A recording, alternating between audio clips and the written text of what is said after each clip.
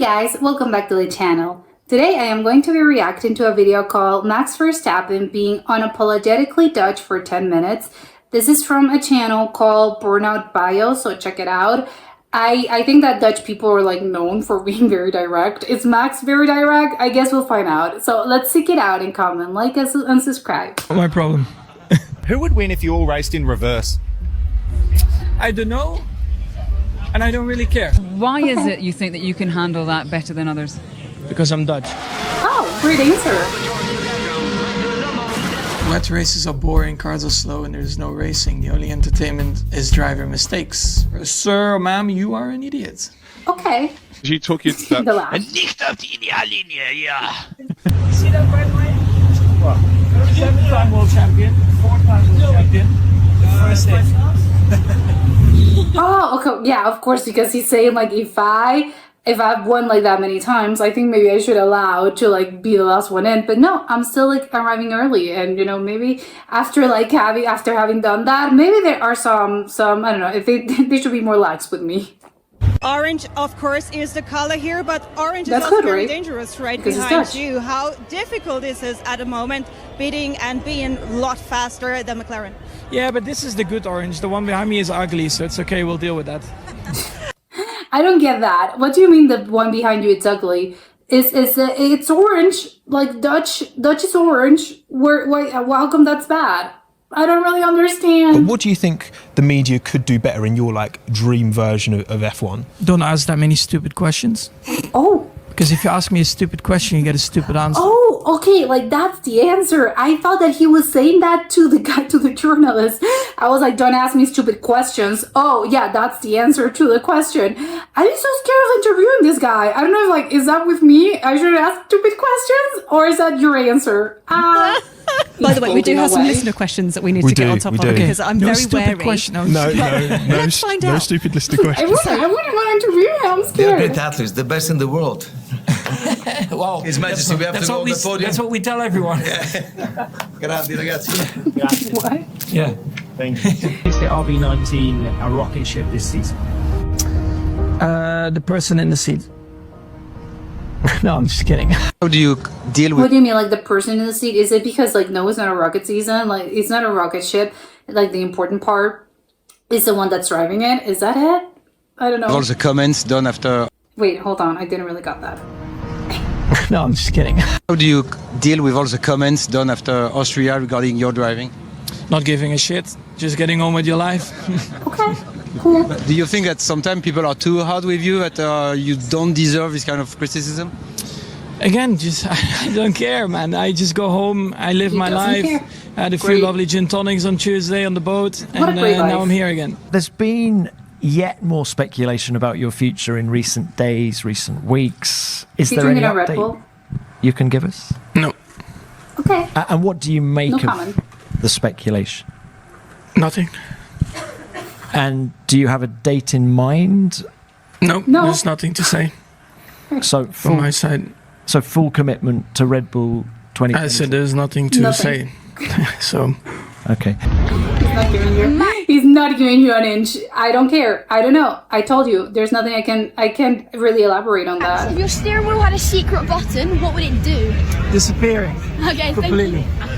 Of his teammates. Wait, was that because like, oh, you know, let's imagine your steering wheel had like this special button, and he can't really imagine anything fun because he's like, why would I imagine anything or something that doesn't really exist? You know, I'm very like feet on the ground. I'm a very feet on the ground person, and I don't really care about like what would have happened or how things would be. I don't really care. Some people are like that, so maybe that's his case. Have been able to measure up to him. He's a beast on the track, a winning machine who doesn't give a about what we have to say or what anyone else has to say. He's him, obviously, for something. Can be me. It is. Yeah. Of course. I do not give. I mean, honestly, I don't care about the records, but oh, he has to care. He has to care a little bit. it was. He has to care about the records like a little bit. I mean, when I'm sitting on the beach and drinking gin tonic, I don't care about that later on. So. Okay, that's another thing. Of course, if you're like when you're living your life outside the track, like it tells me that of course you have another life and you have an actual life, which of course is a great thing to have. Of course, when I'm living my life, I don't care about like how many times I've won. But when you're like in the racing track, of course you care. Come on, you wouldn't be doing this if you wouldn't care about the records and about being the best. I'll be fine. Can you describe? I think maybe it's about like once this is over, I'm not gonna be depressed and be, oh my god, my life is over. No, I have other things to do because my life is not just this, which I think it's a great outlook to have. Of course, my life is not just this. You know, I do other things. I have other passions. A bit more about the worst parts of the track. For most of Sector 2, you run just on the engine. So, what is that? 450, 500 horsepower?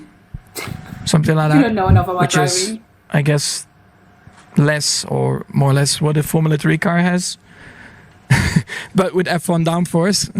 So you can imagine, of course, that is not very exciting to drive. But honestly, I don't want to sit here and complain again because probably someone will shoot me outside the door. But, you know,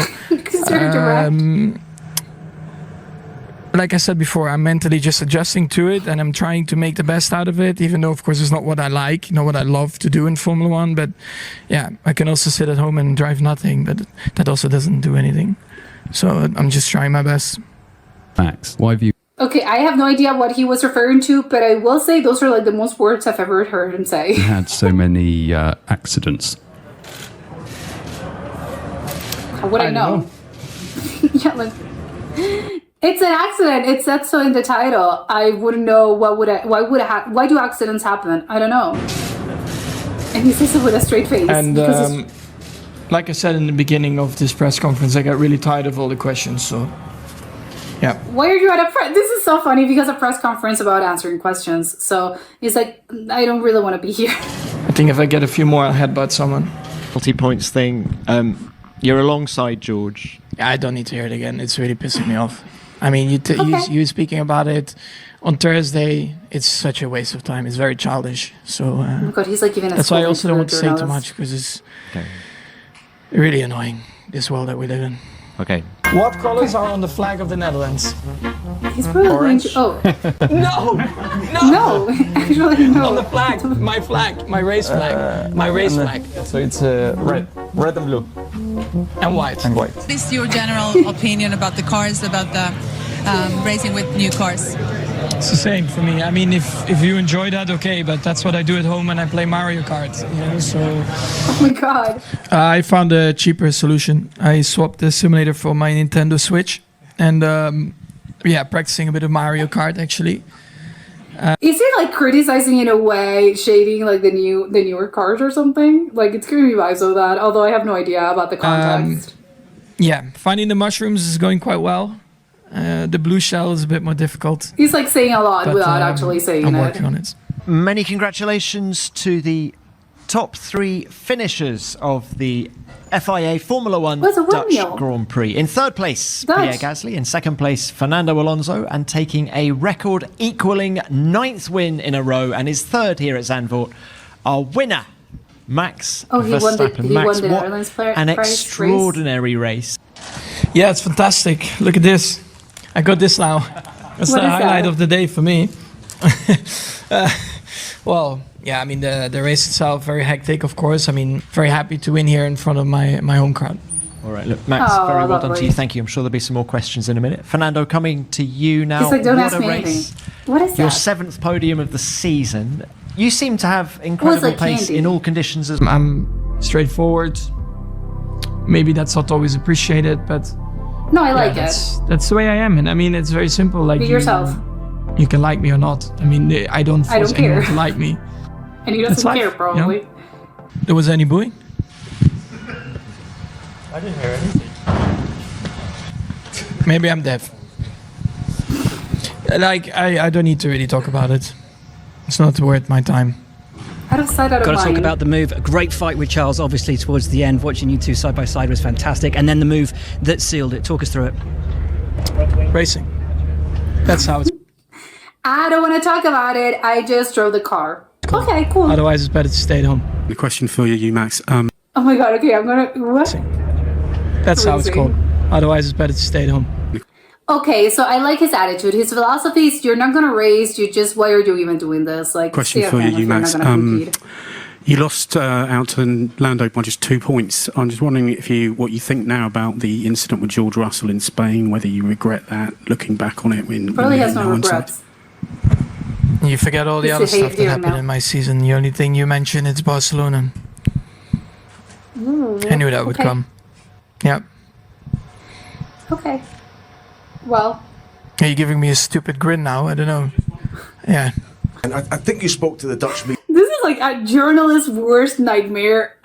He said you didn't think you could contend for victory here. Is that circuit specific and where your car's at, or are you particularly concerned about the pace you saw from McLaren? Exactly that. Yeah. Yeah, I don't know. I mean, you answered it for yourself. Nothing to add on my end. Yeah.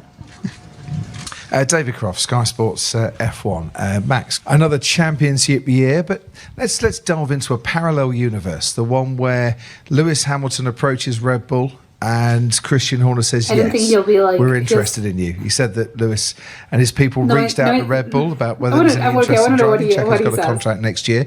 But say he'd have said yes. How would you have welcomed that? What do you think would have happened? So and would you like to race against Lewis Hamilton as a teammate in the future? Okay, that was the answer. What would it add to know? I'd love to know your thoughts. No, because I don't know. It's not happening. So I knew it. I knew it. I can see how his personality works and how his brain works. He's like, why would I think of something that didn't really happen? There's no like, why would I spend mental energy about like, oh, how things would be if like this had happened? I don't know. It didn't happen. Why would I care? You know, there's no point to make up stories. If my mom had balls, she would be my dad. So you know, it's not happening. So would you like it? Yeah, no use. I wouldn't mind. Doesn't matter. Anyone. Yeah, I don't want to put it like now particularly on Lewis. You know, I mean, there are so many great drivers as well. So yeah, sometimes it just doesn't work out. Now, I've got a question for both you and Lewis now. Is it because Luis and him are the ones that always go like, I don't know, side by side? Is it because that's why they're constantly asking him about Luis? There's been a lot of talk about what happened on the opening lap at Silverstone. If you two end up wheel to wheel after the start tomorrow, you're always asking them the same question. Because we had so many questions about this. It's just ridiculous, honestly. Honestly, the whole Thursday we've been answering this all the time. So can we just stop about his face? He's just like, okay. We are racers. We will race, and of course we're going to race hard, but fair. So we just keep pushing each other. Lewis, anything? No, probably. I haven't anything to add. What's the best part of your day? After like you gave that answer, why would I? No, it's fine. No, I don't have anything to say. This. Knowing that I don't need to work. And as you can see, yeah. I love it. Even when he has like the greatest job ever, he's just like, I race cars for a living. And he's still like, I like that I don't have to work today. I don't have to go to the office, although clearly he doesn't work at an office. Do you want to do a spin too and show us the new You want to see my hat?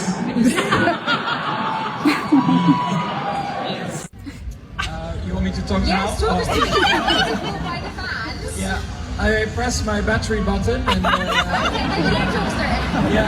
just suddenly had a bit more horsepower than Lewis. So I just went up the inside. I tried first around the outside, which was already a good battle. You get to sign it, and this will be given to one of the fans that has voted for you. That's very good. Yeah, it's lovely, Yeah, isn't it? good idea. Lovely. Very nice. Yeah. So yeah, all right. Nice tip. Well, you guys like it. Tomorrow, when the sun comes out.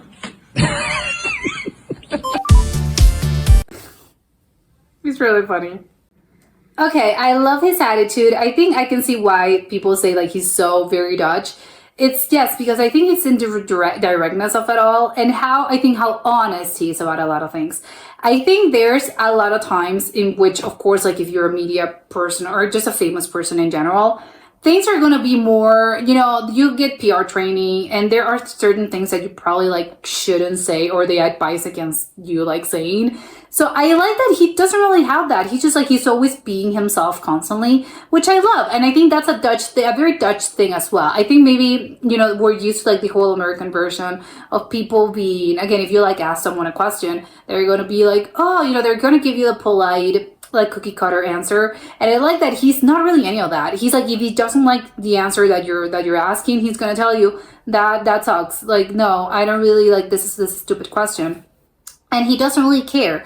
And I like how honest he is. And I think that comes from, because I think in a lot of societies, I think in a lot of countries, I think always, again, it's very like, it depends on personality as well. But I do believe that a lot of other countries, they just have this sort of like a veil that, masks some of these things. And I don't think it would be polite to be, to like give those kind of answers.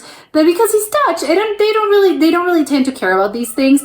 He doesn't really care about being super honest, which again is quite refreshing in a way, especially I think for public figures to be all very honest, because I think a lot of times when you're seeing a lot of public figures and athletes, they're not giving you, like, they're not being 100% honest, because that they have to go through, again, this media training thing, and they're not going to outright say what they think, because again, they've been media trained. In this case, I like how refreshing it is that he's actually saying, I don't care about these things. I do not like, why are you asking me something stupid? And he doesn't really care. I will say, obviously, I love it from sort of like a fan. Again, like apparently I'm already a fan. I love like his attitude. And he's so funny how he says, a lot of people don't like me because I'm like very honest and I'm very direct, but I'm just like being myself. And I'm always myself, which I love. And I don't really understand why he says that a lot of people don't like him because of it, because I would assume that that's the thing that people like most about you. And I think with your Formula One drivers,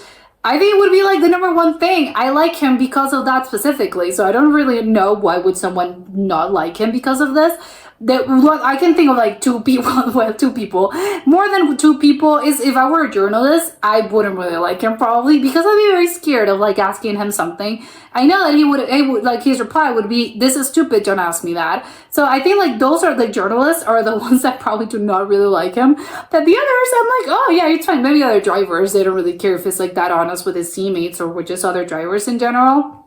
And I will say also that it's something really funny. The whole, he has a very sort of direct personality, and a very, again, like very, there's people that have like their head in the clouds and are very like, oh, let's imagine this and let's imagine that. I think like he has one of those personalities he's just very grounded, and he's just a very grounded person. And I can tell that by two comments that he mentioned. The whole thing about like when he's thinking, when he has like living his life, he's not really thinking about race car driving, which great. That tells me that you need to do other things. I think with athletes in general, and I think it happens a lot with athletes, because this is your whole life. You've been doing this since you were like 2 years old. It's going to be really hard when, obviously, this isn't going to last forever. Athletes have to retire at some point, and usually it's quite younger. They're not like 70 years old still doing whatever. So they have to retire quite early. And I think it would be really a shock, and it would be a really hard thing to just suddenly retire of something that you've done since, again, you were before you were like 5 years old.